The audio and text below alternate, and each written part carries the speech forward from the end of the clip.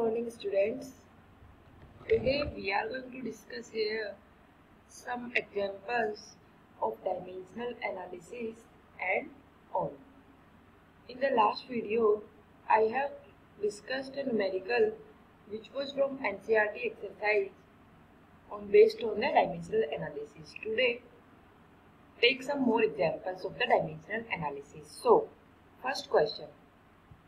Conversion of unit system from one system to another. First is to convert 1 joule in अर्ग. 1 joule को आपको अर्ग में convert करना है. बेटा आपको केवल इतना सा दिया हुआ होगा. आपको क्या देखना है, जूल आपका किस में दिया हुआ है, ऐसा यूनिट सिस्टम में है, किसकी यूनिट है, वर्क और एनर्जी की. अर्ग किस में दिया हुआ है, आपको सीजीएस यूनिट सिस्टम में है. तो आपको एसआई से सीजीएस यूनिट सिस्टम में आपको कन्वर्ट करना है. Joule is the unit of energy और work in SI system and erg is the unit in CGS system. अब आपको इसका हमें क्या करना होता है, m1 की पावर a, l1 की पावर b, t1 की power c. So first of all joule का आपको, जूल जिस भी चीज की यूनिट है उसका आपको डायमेंशनल फॉर्मूला लिखना है. तो जूल आपकी वर्क की, और वर्क का डायमेंशनल फॉर्मूला ml2t-2. सो यहाँ से अगर आप ए बी सी को कंपेयर करो तो क्या आ जाएगा, a1 b2 और c-2. यही चीज यहाँ पर लिखी हुई है आपकी a1 b2 c-2. अब आपको कन्वर्ट करना है. हमें पता है कि n1 u1 is equal to n2 u2 होता है. तो n1 u1 क्या है, joule is equal to n2 into में u2 क्या है, अर्ग. तो n1 joule is equal to n2 अर्ग. ये हमें कैलकुलेट करना है. सो बेटा ये दोनों सिस्टम है. फर्स्ट सिस्टम में n1 की वैल्यू कितनी दी हुई है, 1 जूल दैट इज 1. दूसरे में आपको 1 kg 1 मीटर 1 सेकेंड एसआई में है. अब आपको सीजीएस में कन्वर्ट करना है. n2 आपको फाइंड आउट करना है. तो सीजीएस में मास की वैल्यू कितनी हो जाएगी, 1 ग्राम, लेंथ की 1 सेंटीमीटर और सेकेंड की 1 सेकेंड. यहाँ पे हमें इस टर्म में कन्वर्ट करना होगा, इसलिए हमने फर्स्ट सिस्टम को भी हमने ग्राम और सेंटीमीटर में इक्विवेलेंट लिख लिया है, कितना कितना होगा, सो दैट कि हम इजी वे में लिख पाए. 100 gram and 1000 gram and 100 centimetre. अब आपका बेटा वही चीज आ जाती है, n1 u1 is equal to n2 u2. तो n2 आपका क्या आ जाएगा, n1 m1 by m2 power a, l1 by l2 power b, t1 by t2 की पावर c. m1 कितना हो जाएगा 1000, m2 कितना हो जाएगा 1 power a that is 1, l1 100, l2 1 power 2, t1 1, t2 1 power -2. यही चीज आ गई बेटा आपकी यहाँ पर. अब आपको क्या करना है, n2 की वैल्यू कितनी आ जाएगी, 1 इंटू में 1000 इंटू में 10 टू पावर 4 इंटू में 1 की -2. तो कितनी हो गई, 3 पावर यहाँ से और 4 पावर यहाँ से 7 हो गई. तो n2 बराबर 10 टू पावर 7. दैट इज अगर आप यहाँ पे लिखोगे तो 1 joule is equal to 10 to power 7 erg. This is the conversion of joule into erg. I hope this is clear to all of you. Now come to the next part. To convert 1 Newton into a system where mass is measured in mg milligram, length in kilometer and time in minute. तो बेटा पिछले वाले में तो हमने एक particular दूसरे type के सिस्टम में कन्वर्ट किया था, दैट इज सीजीएस.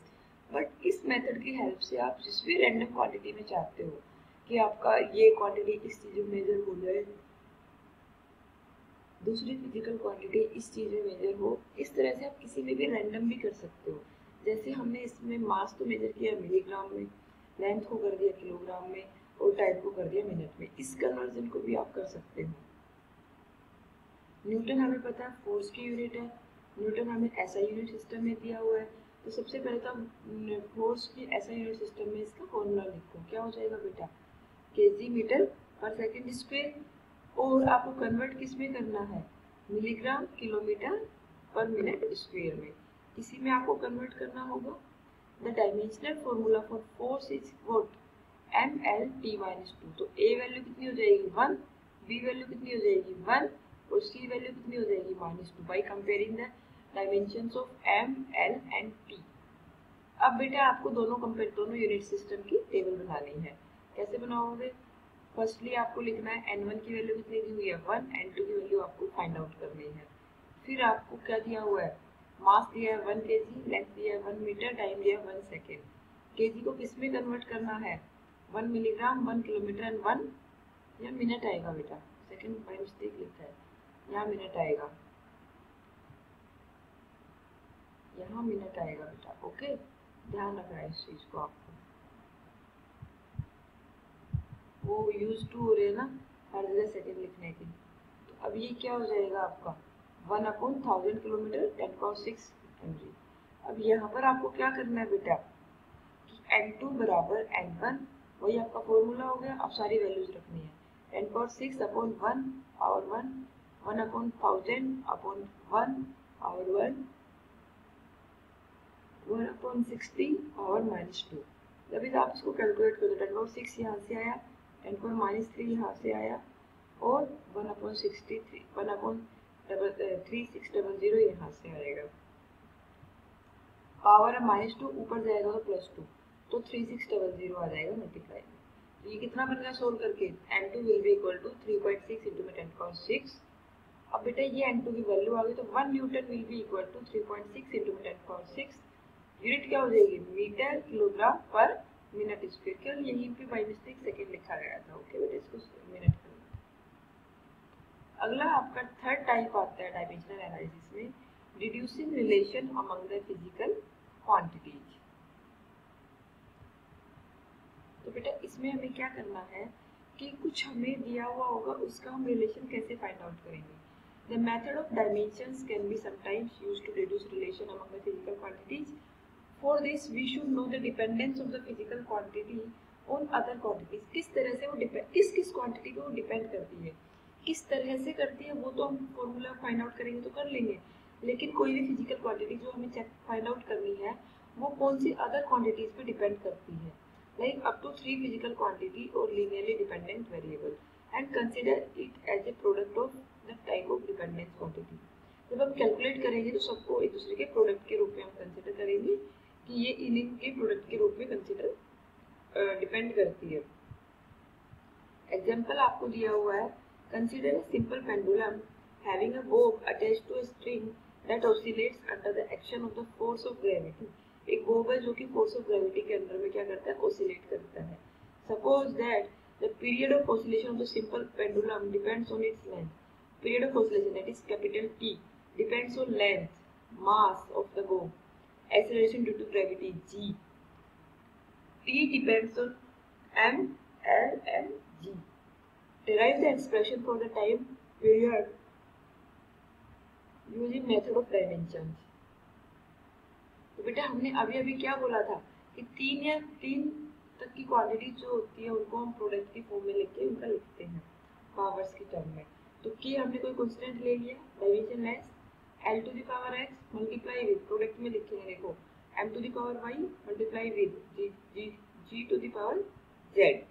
अब हमें तीनों के डायमेंशन, चारों के डायमेंशन सेपरेटली लिख लेते हैं, m, l, t और g के। क्या लिखोगे बेटा? स्मॉल m की डायमेंशन क्या है? m, l0, t 0, क्योंकि m का फैक्टर है यहाँ पर। आगे क्या लिखोगे बेटा? L का क्या हो जाएगा? m0 l t0, g का lt-2, तो m की पावर 0 l t-2, टाइम का m0 l0 t।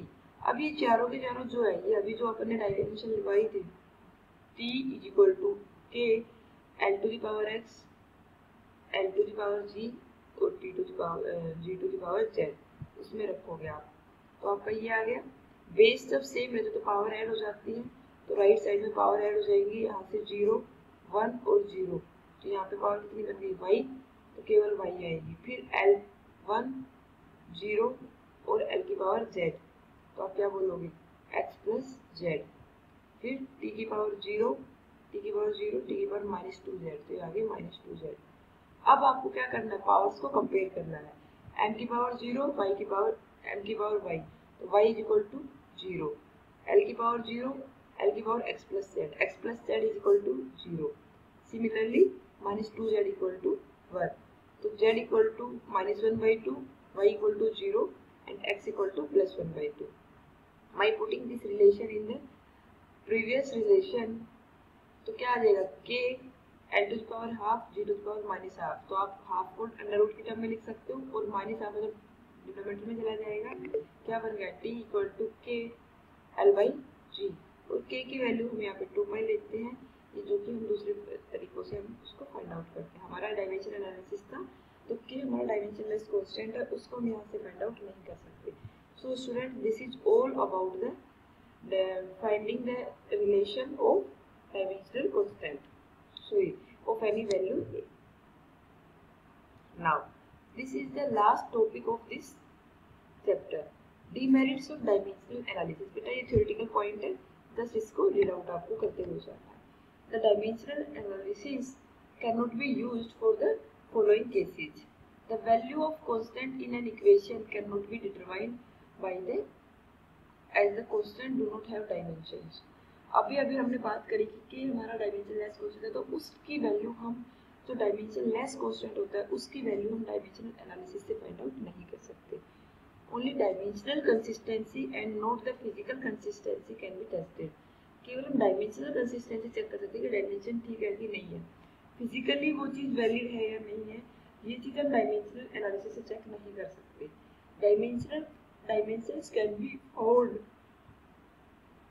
from the physical quantity, but the physical quantity cannot be always guessed from dimensions because two or more quantities may have the same dimension। Yes, मैंने आपको बताया था work और energy का same dimension था, तो आप उसकी क्वांटिटी, उसकी फिजिकल क्वांटिटी आप नहीं बता सकते एग्जैक्टली, क्योंकि वो तो डिपेंड करती है, जबकि डायमेंशन तो सबकी सेम भी हो सकती हैं।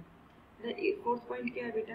The equations containing the dependency on more than 3 quantities can not be determined using MLT. More than 3 MLT के अलावा अगर कुछ और है तो आप नहीं फाइंड आउट कर सकते एमएलटी से। अगला क्या है? The equation containing exponential trigonometric logarithmic function can not be derived from the dimensions. ठीक है, जिनमें ट्रिग्नोमेट्री लॉगरिथमिक आते हैं, एक्सपोनेंशियल आते हैं, उनको हम डायमेंशंस की हेल्प से नहीं सोल्व कर सकते। सिंपल वालों को कर सकते, केवल लीनियर वेरिएबल्स को। हाँ, the equations having the relation other than the product quotient can not be derived. कोई ऐसे रिलेशन इसमें अदर देन प्रोडक्ट क्वोशिएंट आ रहे हैं, प्रोडक्ट बाय क्वोशिएंट की फॉर्म से अदर कोई है, तो उसको भी हम कैलकुलेट नहीं कर सकते। So this is all about the chapter. Tomorrow we will start a new chapter, beta. Go through the whole chapter. If any doubt, please ask. Today your chapter is complete. Do your numericals. I have solved also some numericals based on the NCERT exercise and some solved examples remaining. You have to do in your homework. Thank you, beta. God bless you.